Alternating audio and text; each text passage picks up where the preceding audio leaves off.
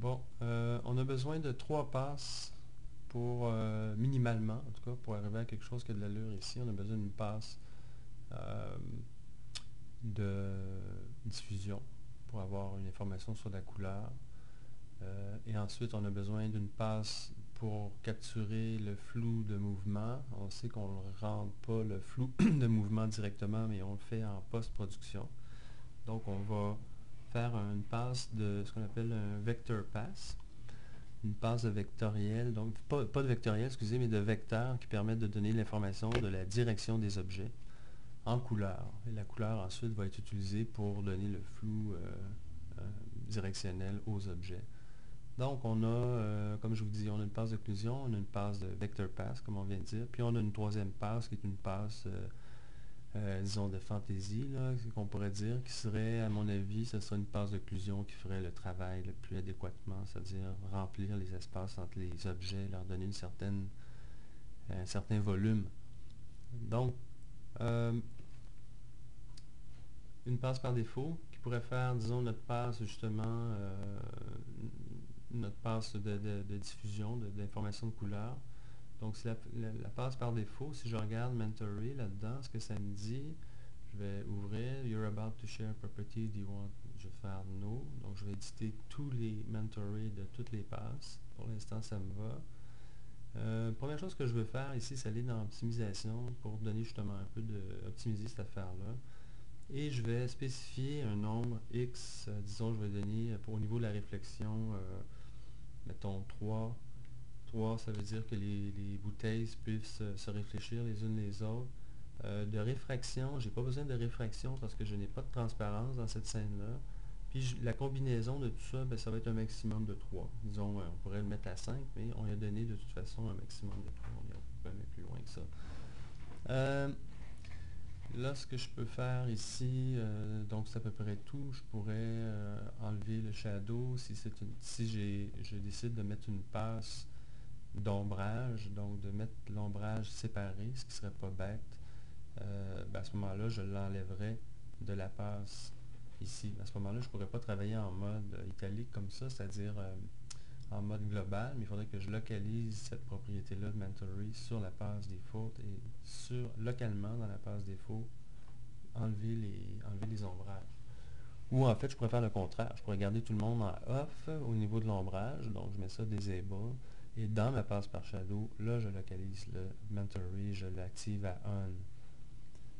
Donc, j'ai une passe par défaut, j'ai les optimisés, je vais garder le shadow, donc, pour tout de suite. Puis, je vais me créer une nouvelle passe qu'on va dire une passe vectorielle. Donc, une passe vectorielle, on va lui donner un nom, vector pass. Et donc, j'utilise ma caméra par défaut qui est là. Le format, ça va pour ça. On a compris tout ça dans les autres exemples. Puis, donc là maintenant, ce que je vais faire, c'est aller dans les options de cette passe-là, parce que pour faire le vector pass, je dois aller dans les options des passes. Et donc, c'est pour ça d'ailleurs que je me suis créé une passe spécifiquement vector. C'est rare dans le fond qu'on construit une scène juste pour avoir un rendu en vecteur.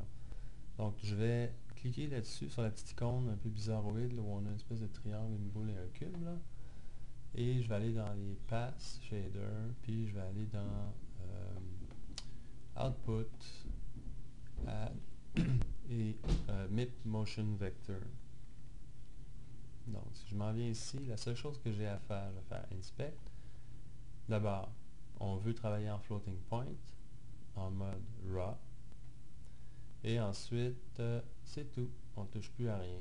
C'est pas plus compliqué que ça pour cette passe-là. Donc, on est en mode passe. Puis ce qui reste à faire ici, c'est le rendu de cette passe-là. Si je retourne ici et je m'en vais dans Output, je veux m'assurer que mon image qui sort de cette vector pass-là soit en format float aussi.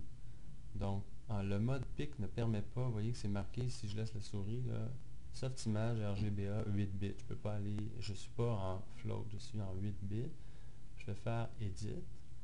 Puis, vous voyez, je peux pas changer, j'ai pas d'autre option ici au niveau PIC. Si je m'en vais ailleurs, peut y aller en EXR, mais moi je trouve que c'est plus intéressant de travailler en TIFF, par exemple. Puis vous pouvez vous mettre en float à ce moment-là, puis faire, donc, permettre le rendu de ces vecteurs-là à une très très très haute définition. Donc, on a notre passe vecteur qui est prête. Il nous resterait par exemple la passe d'occlusion à faire. Passe d'occlusion, je vais l'activer.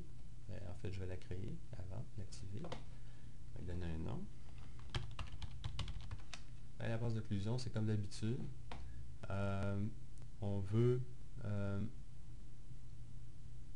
dans le fond, oups, juste activer occlusion. Donc, occlusion ici. On prend la partition de Background Object Partition qui est là, qui est la partition par défaut, puis on va appliquer par-dessus ça, par-dessus la partition, un shader d'occlusion. Puis on va donner une valeur, quelque chose comme ça. Ça nous donne le rendu en occlusion qu'on va pouvoir multiplier par la valeur finale de notre séquence pour donner un peu plus de gueule à notre rendu. Vous voyez que c'est peut-être pas assez. Je vais augmenter le rendu, vérifier que mon ajustement est suffisant. C'est peut-être un peu granuleux encore. Donc je vais augmenter l'occlusion à 60.